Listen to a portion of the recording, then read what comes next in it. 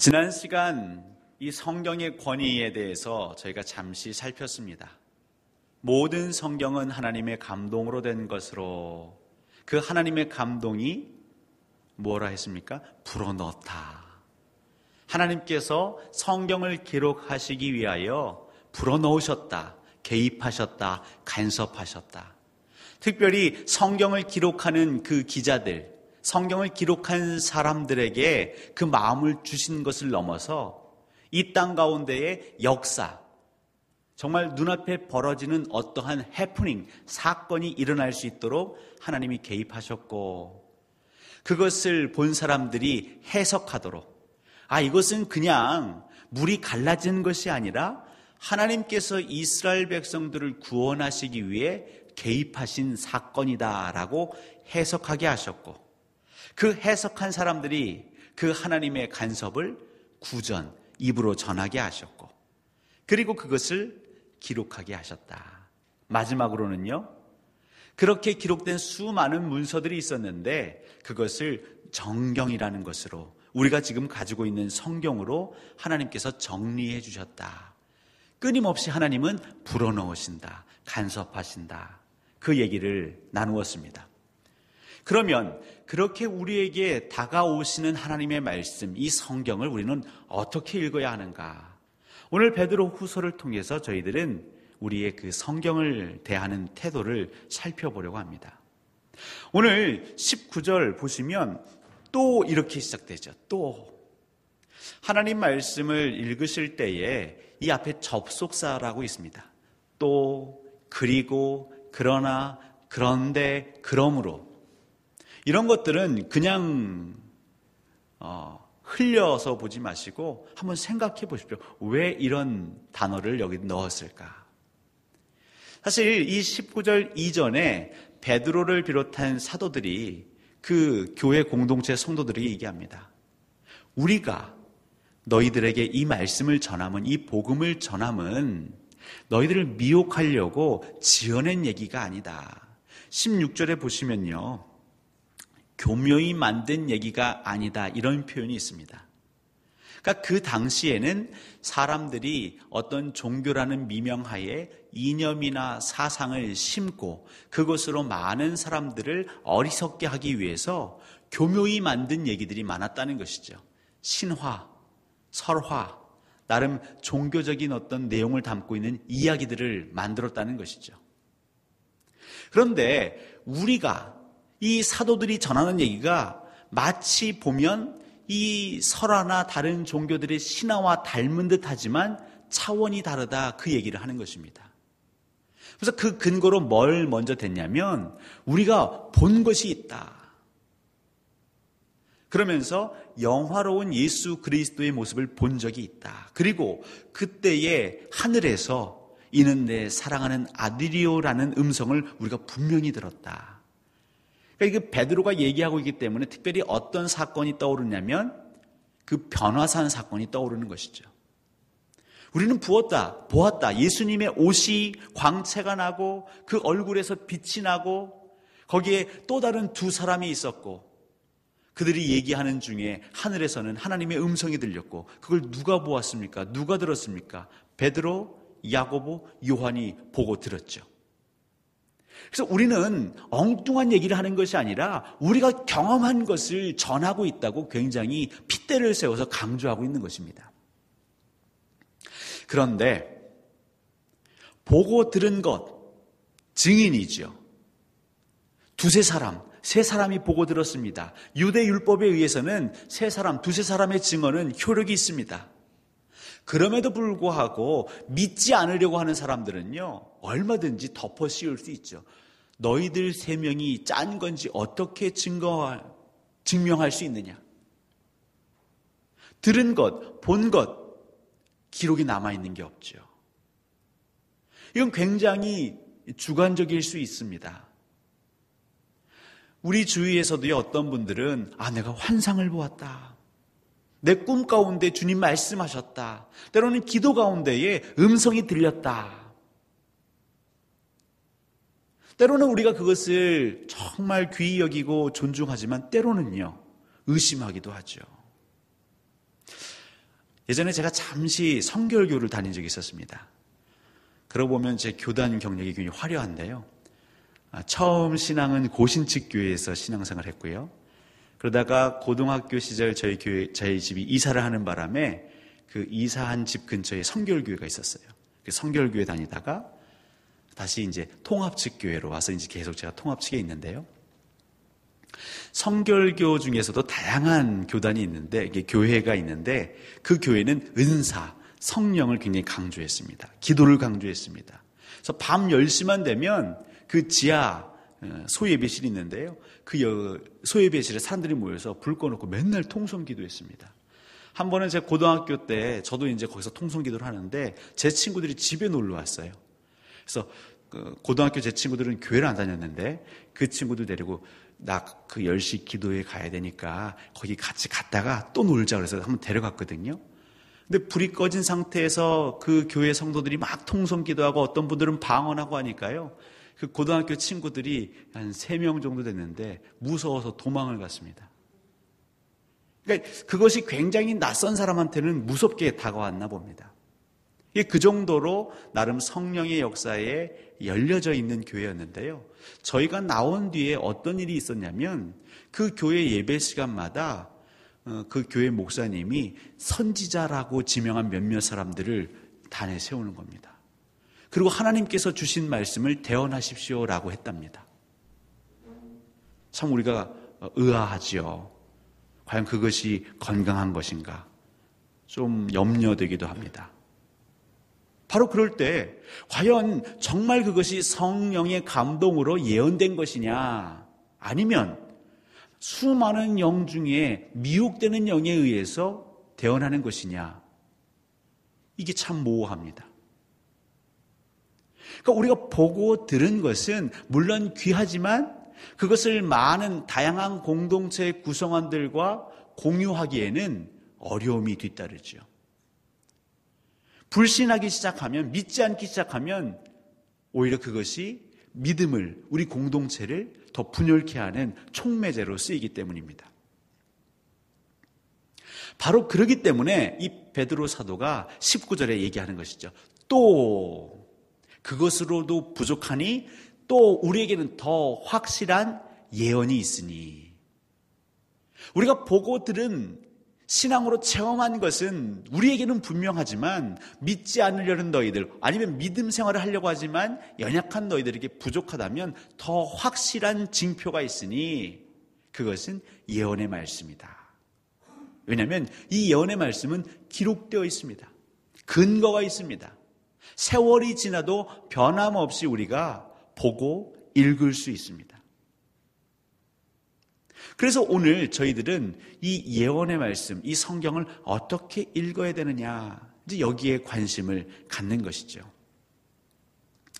근데 이 예언의 말씀은 다시 말씀드렸지만 기록되었다고 했죠. 그러니까 기록되었다 그러면 그 성경을 읽을 때에 문자적으로 기호적으로만 읽어야 되는 것이 아니라 사실은 해석되어야 합니다. 그러니까 이 예언의 말씀은 어떻게 읽어야 하느냐? 해석해야 합니다. 이 해석이라는 것은요, 어떤 현상이나 행동 아니면 그 글의 의미를 이해하거나 판단하는 것을 해석이라고 합니다. 그러니까 이해한다, 가만히 있으면 이해가 되지 않죠. 나와 다른 사람들을 이해하기 위해서는 우리가 무엇을 해야 되냐면 관심을 갖고 노력을 해야 합니다. 그 사람이 어떤 삶을 살았는지 때로는 경청도 해야 되고요. 그 사람을 이해하려고 내 감정이나 내 생각을 추스려도 봐야 합니다. 그 노력이 들어가는 것이죠. 또 판단해야 합니다. 그것은 무엇이냐면 이것도 좋고 저것도 좋고가 아니라 결정하고 선택해야 하는 것이죠. 그러니까 성경을 읽으면서 우리는 늘 이해하려는 노력, 그리고 어느 순간에는 결단해야 한다는 것이죠. 이 성경 예언의 말씀은 우리의 노력이 필요하다. 근데 어떤 분들은 그냥 믿어라, 그냥 들어라, 그냥 따라해라 라고 말씀하는 분들이 계세요.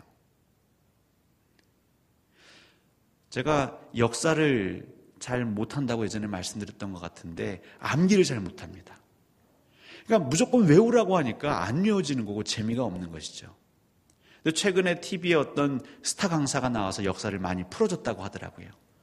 그러니까 연예인들이 그 강사를 학창 시절에 만났다면 내가 역사 공부를 더 했을 텐데, 그 역사와 얽혀있는 얘기들을 우리에게 설명해 준다면 좀 더 빠르게 우리가 흡수할 수 있겠죠.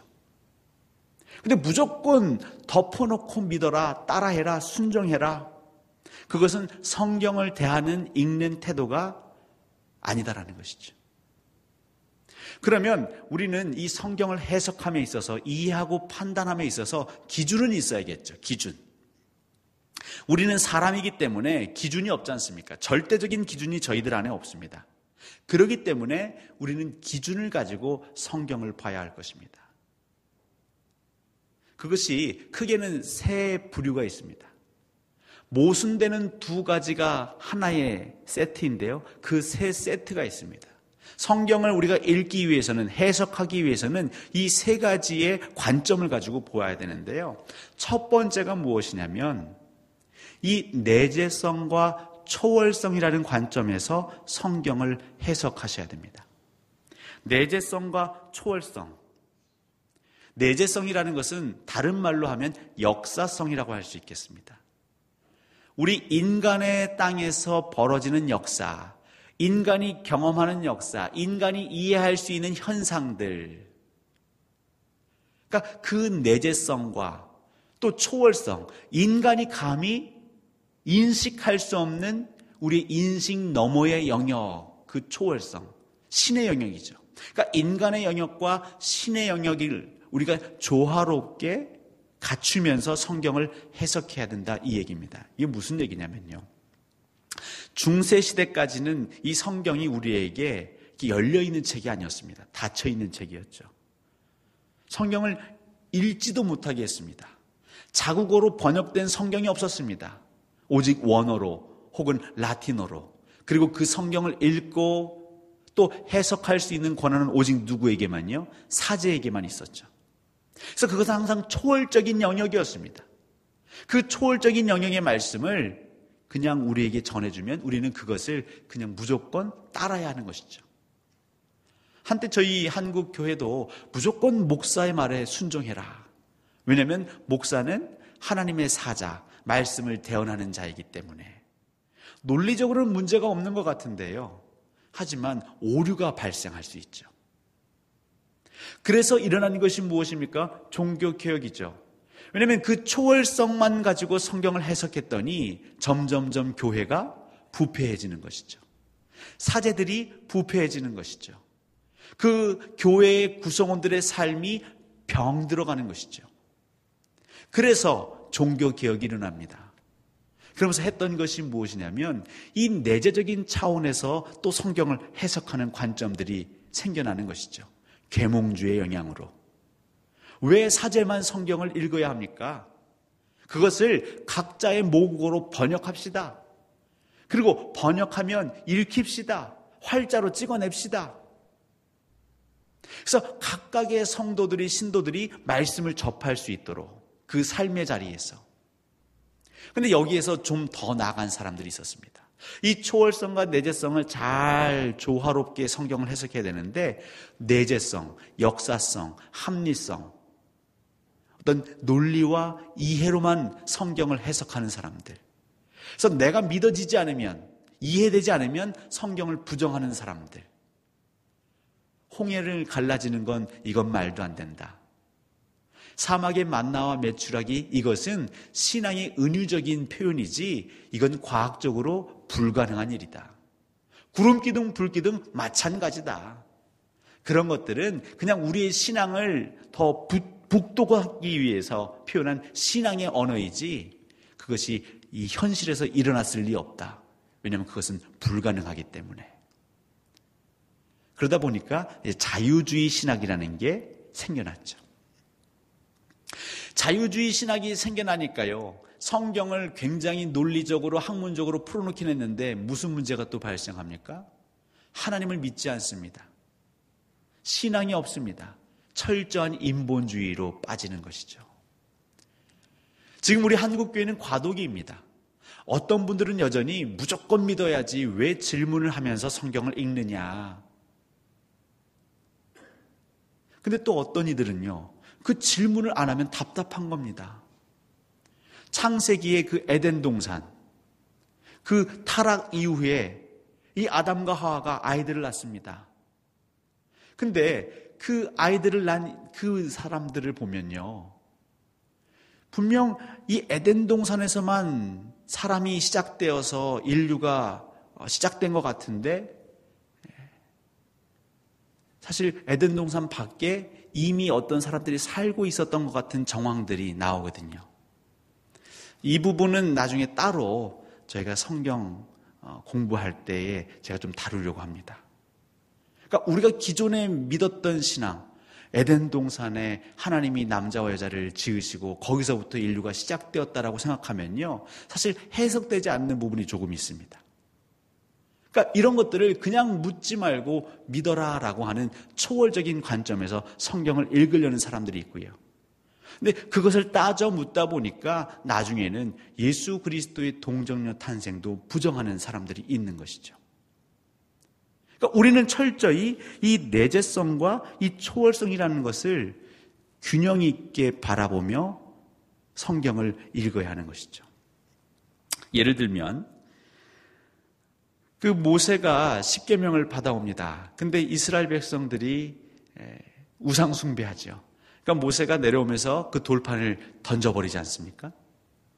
그러면서 하나님의 진노를 어떻게 바라냐면, 너희들이 내 편에 오면 봐주겠다 하지만 내 편에 오지 않으면 진멸하겠다. 그래서 레위인들이 모세 편으로 건너옵니다. 근데 여전히 그 우상 숭배하는 자리에 있는 자들이 있습니다. 그래서 어떻게 하죠? 레위인들을 시켜서 그들을 진멸시키죠. 그러니까 이런 것들을 질문하는 사람이 있습니다. 어떻게 자비하신 하나님이, 인애하신 하나님이 그 우상 숭배 한 번 했다고 해서 그들을 칼로 다 죽일 수 있습니까? 그런 잔인한 하나님이라면, 도륙하시는 하나님이라면 나는 그 하나님 믿지 않겠습니다 라고 하는 사람이 있을 수 있죠. 반면에 또 어떤 분들은 하나님이 다 뜻이 있고 섭리가 있어서 그러신 건데 뭘 그걸 가지고 하나님의 공동체를 위해서, 대를 위해선 소가 희생되어야 되는 거 아니냐라고 초월적인 관점에서. 제가 이 시간 답을 드린다는 게 아니라 우리는 항상 그 긴장 가운데에서 성경을 읽어야 하는 것이죠. 그러면 어떻게 답을 찾아야 될까요? 이것을 개인이 사사로이 풀게 되면요, 내가 공부가 좋고 논리가 좋은 사람은 이 내재적인 차원에서 성경을 접근하려고 할 것이고요, 그냥 신앙심, 초월적인 하나님께 의지하고 싶은 그 마음이 큰 사람은 그냥 그런 질문들을 묵과하고 간과하려고 할 것입니다. 성경을 사사로이 풀지 말아라. 그러니까 이런 것도 성령의 감동을 구하라는 것이죠.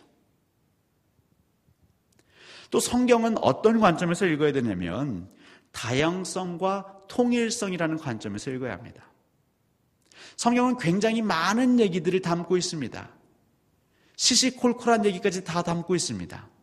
근데 왜 이렇게 다양한 얘기가 필요한 것인가?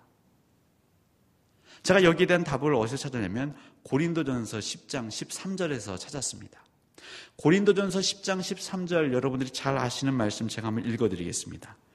사람이 감당할 시험 밖에는 너희가 당한 것이 없나니 오직 하나님을 믿부사 너희가 감당하지 못할 시험 당함을 허락하지 아니하시고 시험 당할 즈음에 또한 피할 길을 내사 너희로 능히 감당하게 하시느니라.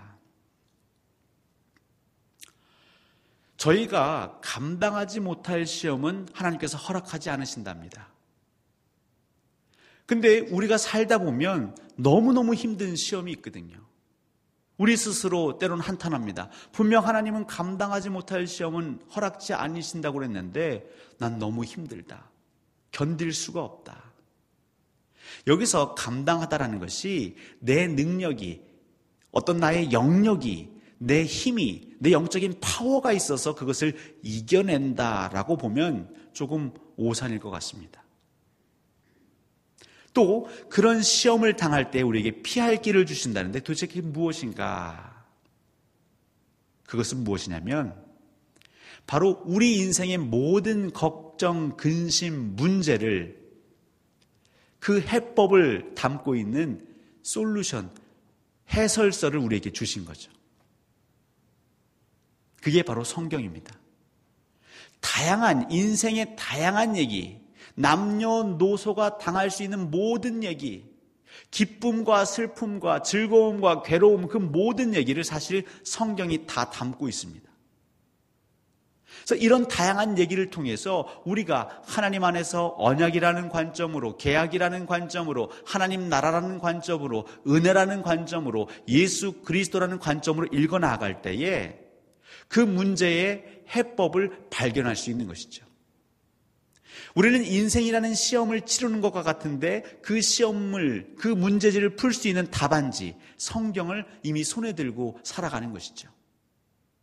그러니까 너희들이 성경을 살피면, 말씀을 살피면 그 다양한 가운데에서 우리의 문제를 대입해 보면 피할 길을 얻을 수 있다. 그 문제를 능히 피해가고 넘어갈 수 있다는 것이 고린도전서 10장 13절의 말씀인 것입니다. 그래서 많은 사람들, 다양한 민족들, 다양한 세대를 뛰어넘는 문제들을 다 성경이 담고 있습니다. 그런데 이것이 중구난방이 아니라 성령 안에서 읽다 보면 하나의 맥을 형성하고 있다는 것이죠. 관통하고 있는 큰 주제들이 있다는 것입니다. 마지막으로 이 성경을 읽을 때에 우리는 연속성과 불연속성의 긴장 가운데 읽어야 합니다. 구약 성경과 신약 성경, 약간 끊어진 듯한 느낌이 있습니다. 율법과 은혜, 뭔가 좀 끊어진 듯한 느낌이 있습니다. 하지만 이 모든 것들은 이어져 있는 것이죠. 무엇을 통해서요? 성령님을 통해 이어져 있는 것입니다. 믿음과 행위, 이것이 상반되는 것 같고 단절된 것 같지만 동전의 앞면 뒷면처럼 하나로 연결되어 있는 것이죠. 그러니까 우리가 성경을 읽을 때에 내재성과 초월성, 또 이 다양성과 통일성, 이 연속성과 불연속성이라는 이 긴장감, 이것을 늘 가지고 성경을 읽지 않으면 치우치게 됩니다. 사사로이 성경을 풀게 되는 것이죠. 그럼 이것을 미연에 방지할 수 있는 방법은 없을까요? 좀 더 쉽게 성경을 읽을 수 있는 방법은 없을까요? 이제 그 방법이 그리스도 중심으로 성경을 읽는 것입니다. 그걸 구속사 중심의 성경 읽기라고 합니다. 예수 그리스도 중심으로 우리가 이 성경이 나에게, 하나님의 말씀이 나에게 무엇을 말하려고 하는가? 욥의 고난, 단순히 그게 욥의 고난을 한 이야기로만 치부할 것이 아니라 어떻게 그리스도의 사건과 연결시킬 수 있겠는가? 욥이 항변합니다. 나는 잘못한 게 없는 것 같은데 이 고난을 받는 것이 공평하지 못하다, 공의롭지 못하다 얘기합니다. 근데 만약에 우리가 공의로운 하나님의 관점에서 성경을 자꾸 읽는다면 둘 중에 하나인 것이죠. 욥이 거짓말을 하고 있던가 아니면 하나님이 엉터리던가. 근데 공의로운 하나님으로만 우리가 믿지 못한 것은, 만약에 하나님이 공의로우시다, 죄가 있는 자만 벌을 내리신다, 그게 공의 아니겠습니까? 죄의 값을 물는 것이죠. 그럼 예수 그리스도가 십자가에 달리실 수 있으셨을까요? 예수 그리스도가 저희하고 성정은 다 같습니다. 다른 게 하나 있습니다. 그건 무엇이냐면 그분은 죄가 없습니다. 그러니까 죄가 없는 그분을 십자가에 매다시는 하나님, 공의로운 하나님으로만 우리가 성경을 본다면 그것은 성립할 수가 없는 것이죠. 그러니까 욥의 고난 역시 그 모습을 통해서 예수 그리스도를 십자가에 달리게 하시는 그 하나님을 우리는 간접적으로 만날 수 있는 것이죠. 번제물로 바쳐질 직전에 있는 이삭, 아버지에 의해서 제물로 바쳐지는 이삭, 이것 역시도 우리 성부 하나님이 우리 모든 이 땅의 사람들을 살리시기 위해서 십자가의 산 제물로 예수 그리스도를 드리는 그 모습과 우리는 연결시킬 수 있을 것입니다. 그러니까 성경을 읽으실 때에 우리가 그 세 가지 세트의 긴장감 가운데서 읽고자 한다면 그것을 쉽게 적용하기 위해서는 예수 그리스도 중심으로 성경을 읽어보시면 좋을 것 같습니다. 그리고 한 가지 더 중요한 게 있는데 그것은 바로 종말론적인 관점에서 성경을 읽어가는 것입니다. 오늘 베드로후서 1장에서 뭐라고 말하고 있습니까? 날이 새기 전까지 그 등불이 그 밤을 밝히는 것처럼 시편 말씀 119편 105절 기억하십니까? 주의 말씀은 내 발의 등불이요 빛이시니이다. 캄캄한 어두캄캄한 길을 갈 때에 우리가 등불, 횃불이 있다면 그 불에 의지할 것입니다. 그러니까 동이 트기 전에, 날이 밝기 전에 그 어두캄캄한 그때에 그 말씀, 그 작은 등불이 우리의 길을 인도하는 것처럼 우리가 말씀을 읽어야 된다. 이 말은 뭐냐면 곧 날이 밝아온다는 것이죠. 로마서에도 또 요한계시록에도 계속 말씀하시는 것은 종말의 때가 온다는 것이죠. 하나님의 때가 온다는 것입니다. 그러니까 하나님의 때가 마지막 때가 다가온다는 그 긴장 가운데에서 우리는 성경을 읽어야 한다는 것입니다. 그러면 그 종말은 어떻게 오는가? 다 아시겠지만 개인적인 종말이 있죠. 우리는 태어났습니다. 하지만 언젠간 죽게 됩니다. 종말을 향해 달려가는 것이죠. 근데 그 종말의 때는 알지 못합니다. 그러니까 오늘 하루하루를 살아가는 그 종말론적인 태도, 그 삶으로 살아가는 그리스도인들이 말씀을 받을 때에 오늘 이 말씀을 내가 붙잡지 않으면 안 된다라는 그 절박함으로 성경을 읽어야 하는 것이죠. 다른 사람에게 아니라 내게. 왜냐하면 나의 종말이 언제 올지 모르기 때문입니다. 마찬가지로 우리 공동체의 종말이 언제 올지 모르기 때문에 항상 우리 공동체에게 주시는 그 말씀으로 성경을 읽어야 할 것입니다. 그런데 우리는 보통 성경을 읽을 때에 남의 이야기처럼 읽을 때가 있습니다. 그것을 내게 적용하는 것이 아니라 다른 사람에게 자꾸 투사시키는 경우들을 종종 보게 됩니다. 그러니까 두 가지를 유념하시면 되겠습니다. 하나님의 말씀, 성경을 읽을 때에 우리는 노력해야 된다. 어떤 노력을 해야 될까요? 예수 그리스도 중심으로 성경을 읽으려고 노력을 해야 되는 것이죠. 예수 그리스도라는 렌즈를 통해서 성경 말씀을 보려고 노력해야 되는 것입니다. 그리고 우리가 판단하고 결정할 때는 또 어떤 노력이 필요하냐면 내게 적용하고 내게 대입하고 우리 공동체에게 이 두 가지 예수 그리스도 중심과 종말론적인 관점에서의 성경 읽기를 우리가 연습한다면 우리의 신앙은 어긋나지 않을 것입니다. 우리 믿음의 공동체는 우뚝 서서 주님이 원하시는 그 견고한 말씀의 공동체로 서갈 것입니다. 하나님께서 말씀하십니다. 고린도전서 13장 9절부터 12절인데 제가 읽어드리겠습니다.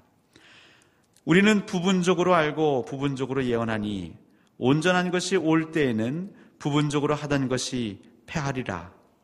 내가 어렸을 때에는 말하는 것이 어린아이와 같고 깨닫는 것이 어린아이와 같고 생각하는 것이 어린아이와 같다가 장성한 사람이 되어서는 어린아이의 일을 버렸노라.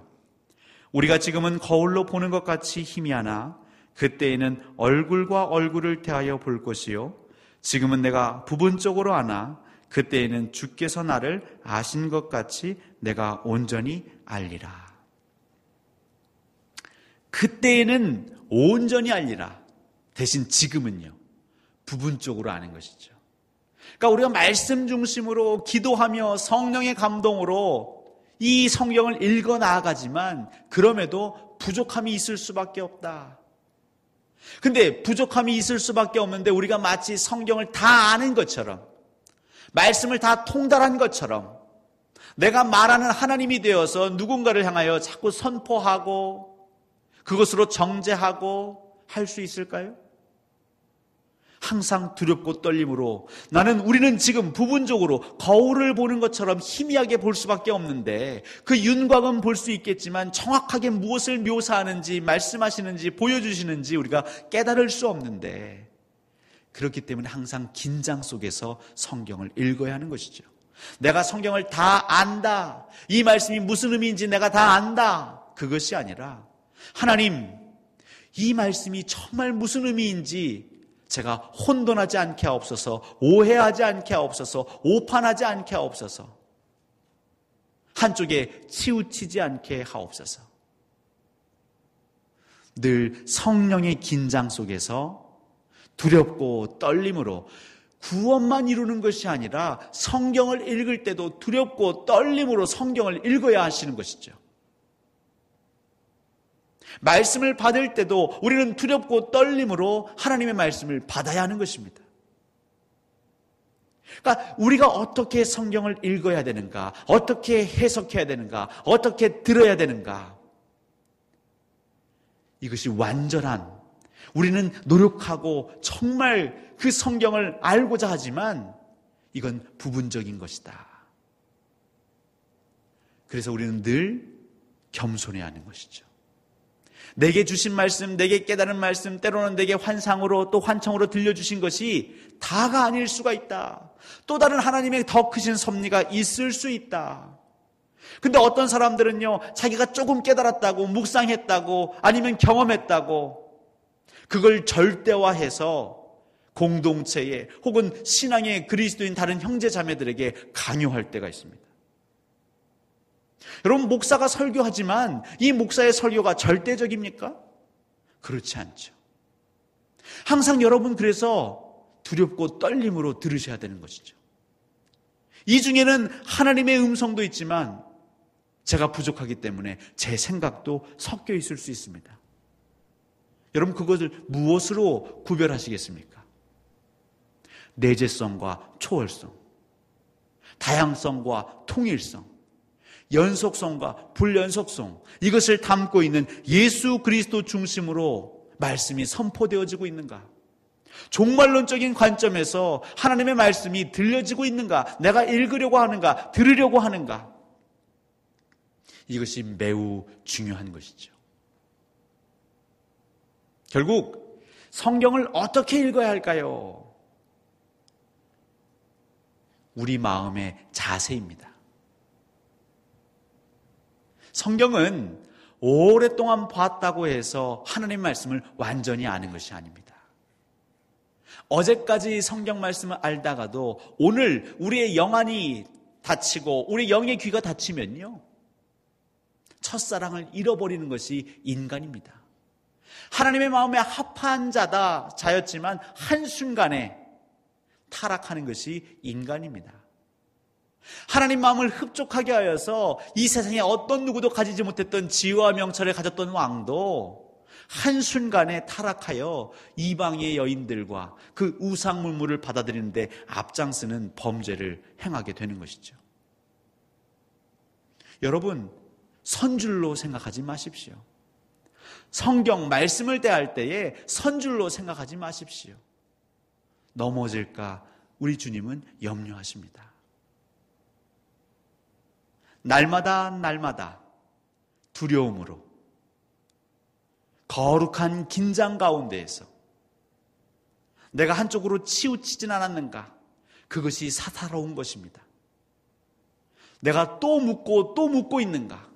성령님께, 아니면 내가 이전에 그냥 배웠던, 생각했던 익숙한 그 성경 말씀으로 동일하게 해석하고 있지는 않은가? 오늘도 내일도 살아 역사하시는 그 하나님 말씀을 두렵고 떨림으로, 특별히 예수 그리스도 은혜 안에서 종말론적인 관점 안에서 하나님 말씀을 읽으시고 들으시고 묵상하시기를 우리 주 예수님의 이름으로 축원합니다.